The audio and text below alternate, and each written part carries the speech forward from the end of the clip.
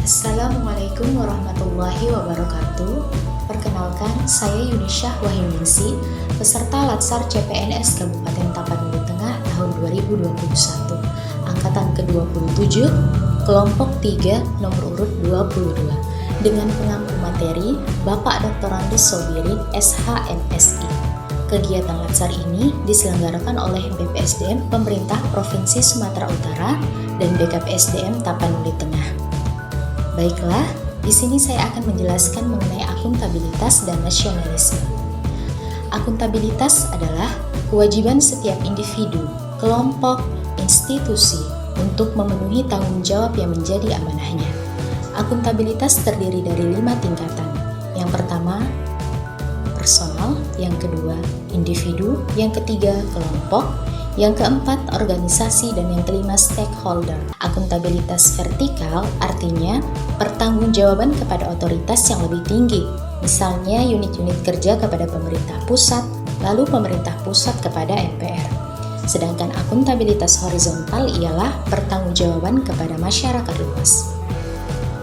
3 fungsi utama akuntabilitas. Yang pertama, kontrol demokratis. Yang kedua, mencegah korupsi dan penyalahgunaan kekuasaan. Yang ketiga, meningkatkan efisiensi dan efektivitas. Adapun 5 langkah untuk menciptakan framework akuntabilitas adalah: yang pertama, tentukan tujuan dan tanggung jawab. Yang kedua, rencanakan apa yang akan dilakukan untuk mencapai tujuan. Yang ketiga, lakukan implementasi monitoring kemajuan. Yang keempat, berikan laporan secara lengkap. Dan yang terakhir, berikan evaluasi dan masukan perbaikan. Kemudian, untuk menciptakan lingkungan kerja yang akuntabel, dibutuhkan kepemimpinan, transparansi, integritas, tanggung jawab, keadilan, kepercayaan, keseimbangan, kejelasan, dan juga konsistensi. Nasionalisme. Nasionalisme adalah kesadaran nasional yang mengandung cita-cita dan pendorong bagi suatu bangsa untuk membangun dirinya maupun lingkungan, masyarakat, bangsa, dan negaranya.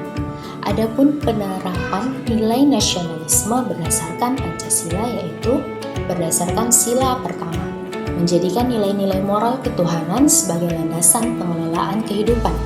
Berdasarkan sila kedua, harus mengutamakan kebersamaan dalam kebaikan. Berdasarkan sila ketiga, hidup rukun meski dengan latar belakang ras, suku, agama yang berbeda-beda. Berdasarkan sila keempat, semangat musyawarah untuk mencapai kesepakatan bersama. Kemudian berdasarkan sila kelima, mewujudkan keadilan dalam hal kesejahteraan kepada masyarakat. Lalu, kita sebagai ASN harus memahami aspek dan wawasan Nusantara yang meliputi politik, sosial, ekonomi, pertahanan, dan keamanan bangsa. 3 fungsi ASN dalam penerapan nilai nasionalisme. Yang pertama, sebagai pelaksana kebijakan publik. Yang kedua, sebagai pelayan publik. Dan yang ketiga, sebagai perekat dan pemersatu bangsa. Sekian penjelasan mengenai akuntabilitas dan nasionalisme dari saya, Yunisyah Wahyuningsi. Terima kasih.